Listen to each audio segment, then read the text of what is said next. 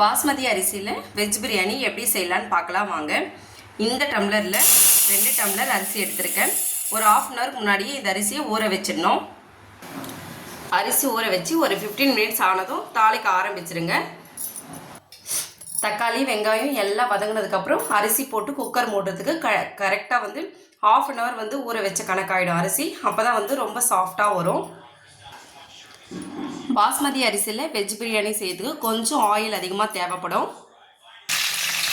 எண்ணெய் காஞ்சதும் பட்டை, கிராம்பு, மராட்டி முக்கு, அன்னாச்சி பூ, பச்சை மிளகாய், ஏலக்காய் இதெல்லாம் போட்டு நல்லா ஃப்ரை பண்ணி எடுத்துருங்க. அதுக்கப்புறம் பிரியாணியில் சேர்த்துருங்க. இப்போது வெங்காயம் சேர்த்துடலாம். வெங்காயம் வதங்கினதும் இஞ்சி பூண்டு பேஸ்ட்டு 2 டீஸ்பூன் ஆட் பண்ணிக்கோங்க. இஞ்சி பூண்டு வதங்கினதும் கொத்தமல்லி, புதினா சேர்த்துருங்க. இப்போது தக்காளி பழம் சேர்த்துடலாம். 2 கிளாஸ் அரிசிக்கு ஒரு 8-9 தக்காளி எடுத்துக்கோங்க. அப்போ தான் பாஸ்மதி அரிசி ரொம்ப நல்லா டேஸ்ட்டாக வரும். உப்பு சேர்த்து நல்லா வதக்கி விட்டுருங்க. காஷ்மீரி சில்லி பவுடர் சேர்த்துடலாம். உங்களுக்கு காரம் எவ்வளோ வேணுமோ அவ்வளோ சேர்த்துருங்க. நான் 1 டீஸ்பூன் தான் சேர்த்துருக்கேன்.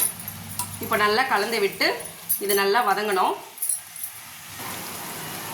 தக்காளி இந்த அளவு வதங்கினதும் தண்ணி சேர்த்துடலாம். நான் இன்றைக்கி எந்த வெஜிடபிள்ஸுமே ஆட் பண்ணலை. நீங்கள் தேவைன்னா எல்லா வெஜிடபிள்ஸுமே ஆட் பண்ணிக்கலாம். தண்ணி இந்த டம்ளரில் 2 டம்ளர் அரிசி எடுத்திருக்கேன். 1 டம்ளருக்கு 1.5 டம்ளர் தண்ணி வைக்கணும். அப்போது 2 டம்ளர் அரிசிக்கு 3 டம்ளர் தண்ணி வச்சா கரெக்டாக இருக்கும். இப்போது அரிசி சேர்த்துடலாம்.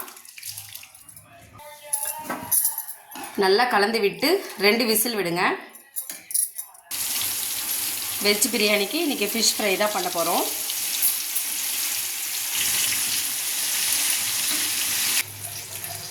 ரெண்டு விசில் விட்டு எடுத்தாச்சு. இப்போ இதை அப்படியே எடுத்து ஒரு பாத்திரத்துக்கு மாற்றிக்கலாம். உடனே சாப்பிட்றதுனா இந்த மாதிரி பாத்திரத்துக்குள்ள ட்ரான்ஸ்ஃபர் பண்ணிக்கோங்க.